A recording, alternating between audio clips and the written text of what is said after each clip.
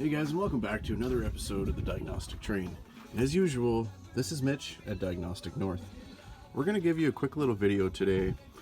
So we're troubleshooting some issues with frequent regenerations. Okay, so this is an mbe4000 2011, and I was called in to check out the SCR system. And from what I was told, the dealer recommended they replace the filter due to its age, but I ran a regen on this truck and it didn't seem too bad. Our temperatures were good, differential pressure readings were good. One thing, actually multiple things that we did find, was we had a leak on the outlet to the turbo. Okay, so we just finished replacing the turbo. This is the old one here. As you can see, it was really crusty. A lot of these bolts I had to use the old heat cool down method, but that's done. We got the turbo in and we were troubleshooting a loss of coolant. Okay, so let's just touch back on this turbo a little bit. If we've got some leakage here, that means that most of the flow is not going to the filter, so you might end up with some fault codes there. Another thing was we were losing some coolant, and after a pressure test, okay, we were losing a couple psi over the course of a couple of minutes, and I'd like to show you what we found. Don't know if you could see inside of there. Might have to get a light, but I'm just going to tell you that this thing has coolant into it on the exhaust side, which means the engine was also burning coolant, which would explain frequent regeneration. Okay, this EGR valve, we're just going to touch on this real quick here. This EGR valve, where is it? Right here, right here. So the bolts that mount this to the engine are part of this thermostat housing. Well, whoever worked on this last obviously knew there was a problem with the threads, because look at all these washers. Okay, looks like they had a hard time getting the bolts to start, and I'll show you that thermostat housing right now. Okay, so let's see if we can get some better light here. There's no threads left in this thermostat housing, so we went ahead. We've got a new one. Okay, threads are nice and clean. Obviously it's brand new, but at the same time, while we've got this thermostat housing off, we're going to be changing the thermostats.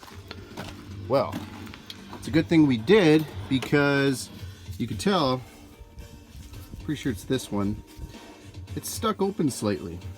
And actually during our regen, or just generally running the engine, I kind of found it funny. We were running at 170 degrees, and I'm like, well, that's a little bit low. Should it be a cause for concern? Well, let me tell you, low engine temperature will also cause frequent regenerations, meaning it's not at its operating temperature. There's a little bit extra soot getting sent through down the exhaust stream and into the DPF.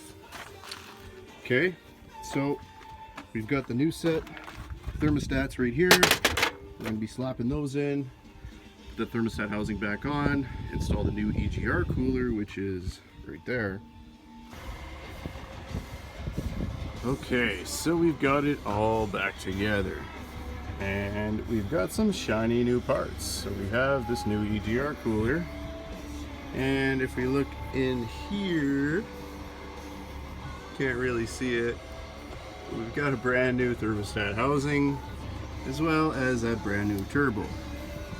So we're just filling up the cooler right now, checking for leaks, and then we'll be ready to fire this pig up. So let's keep our fingers crossed that we don't have any leaks.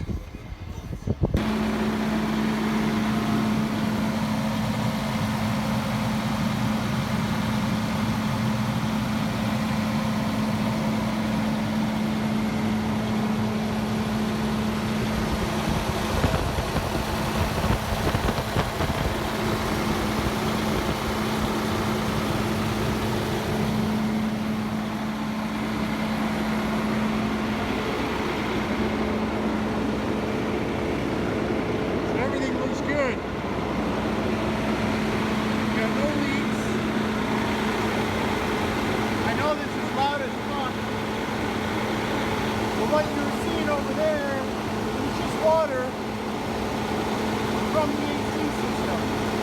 Alright? The evaporator is creating water, and yeah, we're all done. So just wanted to do a quick little video just to show you guys what could cause frequent regeneration.